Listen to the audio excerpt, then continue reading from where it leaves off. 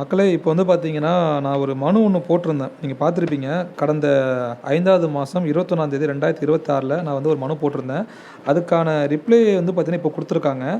எப்படின்னா, கையில நம்மள்ட்ட வந்து ஒரு பேப்பரா குடுத்துருக்காங்க. எப்படின்னா, எனக்கு வந்து ஒரு ஒரு கொரியர் வந்துச்சு.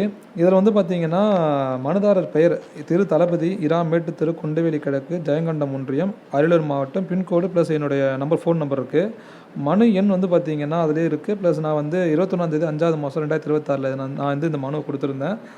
மனுவின் கோரிக்கை என்ன அப்படின்னா, சாலை வசதி, குடிநீர் வசதி, தெருவிளக்கு வசதி வந்து நான் கேட்டிருந்தேன். சரிங்களா? இப்போ இதில வந்து இவங்க நம்மளுக்கு வந்து என்ன பதில் குடுக்குறாங்கன்னா, ஜெயங்கொண்டம் ஊராட்சி ஒன்றியம், குண்டவேலி ஊராட்சியை சார்ந்த மனுதாரர் அடிப்படை வசதிகள் செய்து தரக்கோரி புகார் தொடர்பாக மண்டல துணை வட்டார வளர்ச்சி அலுவலரால் தள ஆய்வு செய்யப்பட்டது. அதாவது நான் கொடுத்த மனுவை வந்து பார்த்துட்டு எங்கள் ஊரில் வந்து இவங்க செக் பண்ணியிருக்காங்க.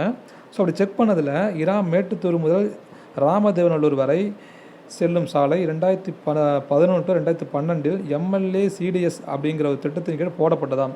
அதாவது 2011 to 2012ங்கன்னா அந்த டைமில் வந்து பாட்டாளி மக்கள் கட்சியில் உள்ள குரு அண்ணன் அவர் மூலயமா வந்து பார்த்தீங்கன்னா போட்டு கொடுத்துருந்தாரு. கண்டிப்பாக அப்போ அவர் போட்டார். அதுக்கப்புறம் வந்து பார்த்தீங்கன்னா ஒரு 15 வருஷம் ஆகிடுச்சிங்க. ரோடு ரொம்ப மோசமாக இருக்கும். ரோடே இல்லை. அதுதான் அங்கே உள்ள பிரச்சனையே.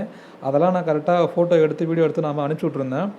ஸோ இப்போ வந்து பார்த்தீங்கன்னா 2026, 2027 ஆண்டில், அதாவது அடுத்த வருஷம் வந்து பார்த்தீங்கன்னா எம்ஜிஎஸ்எம்டி, அதாவது இந்த திட்டம் வந்து என்னென்னா முதலமைச்சரின் கிராம சாலைகள் மேம்பாட்டு திட்டம் அப்படிங்கிற திட்டத்தின் கீழ் வந்து பார்த்திங்கன்னா நம்ம ஊருக்கு வந்து முன்னுரிமை அடிப்படையில் அமைத்து தர நடவடிக்கை மேற்கொள்ளப்படும். அதாவது சாலை போட்டு தரதாக சொல்லியிருக்காங்க. எப்படின்னா 2026, 27ல் அந்த நிதியாண்டில் வந்து நமக்கு போட்டு தரதாக சொல்லியிருக்காங்க.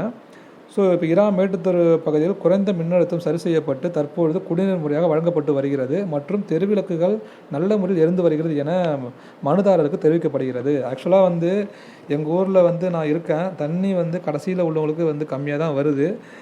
எங்கெல்லாம் தந்தி மரம் இருக்கோ அங்கெல்லாம் லைட்டு போட்டிருக்காங்க, நான் இல்லைன்னு சொல்லலை. ஆனால் இவங்க பகலில் செக் பண்ணிட்டு போகிறாங்கன்னு நினைக்கிறேன். நைட்டில் வந்து பார்த்தா தான் தெரியும். ஏன்னா நைட்டில் வரும்போது கரெக்டாக எங்கெல்லாம் இருட்டாக இருக்கோ அங்கெல்லாம் வந்து வெளிச்சம் கிடையாது, அங்கெல்லாம் வந்து லைட்டு கிடையாது. ஸோ பெண்களுக்கு பாதுகாப்பு கேட்டு தான் நான் இந்த மாதிரி ஒரு விஷயம் வந்து லைட் வசதி நான் இல்லைன்னு சொல்லியிருக்கேன். பட் ஆனால் பரவாயில்ல, எனக்கு தெரிஞ்சு அடுத்த வருஷம் இந்த 2026, 27 நம்ம ஊருக்கு ரோடு வந்துடுங்கிறத நினச்சி நான் பெருமைப்படுறேன். இன்னொரு விஷயம் என்னென்னா, இதுக்கு முன்னாடியே எங்கள் ஊரில் உள்ளவங்க மனுலாம் கொடுத்துருக்காங்க. அதுக்கு வந்து சரியான ரெஸ்பான்ஸும் இல்லை, நிதி இல்லைன்னு சொல்லியிருக்காங்க. ஆனால் இப்போ வந்து முதலமைச்சர் ஜோசப் விஜய் அண்ணன் வந்து பார்த்திங்கன்னா நம்மளோட மனுக்கு வந்து நல்ல ஒரு ரிப்ளை பண்ணியிருக்காங்க. ஸோ நம்ம ஜெயங்கொண்டம் பிடிஎஃப்ஸ்லேருந்து வந்திருக்கு. இந்த லெட்டரோட இன்னொரு காப்பி வந்து பார்த்திங்கன்னா நம்மளோட மாவட்ட ஆட்சித்தலைவர் அவருக்கு வந்து அனுப்பியிருக்காங்க. கண்டிப்பாக இந்த ஒரு ஆட்சியால் மக்களுக்கு நல்லதே நடக்கும். வர 2026, 27 அந்த ஒரு நிதியாண்டில் நம்ம ஊருக்கு வந்து முன்னுரிமை அடிப்படையில் வந்து பார்த்திங்கன்னா ரோடு போட்டு தர சொல்லியிருக்காங்க. கண்டிப்பாக வந்து ரோடு போடுவாங்க நான் நம்புகிறேன்.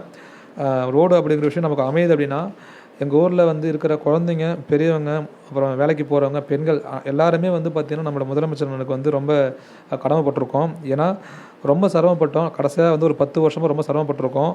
ஸோ அந்த விஷயத்தை நீங்கள் வந்து தீர்த்து வைக்கிறீங்க அப்படிங்கிறப்ப கண்டிப்பாக எங்களோட நன்றியும் எங்களுடைய விசுவாசத்தையும் கண்டிப்பாக நான் உங்களுக்கு காமிப்போம். நன்றி.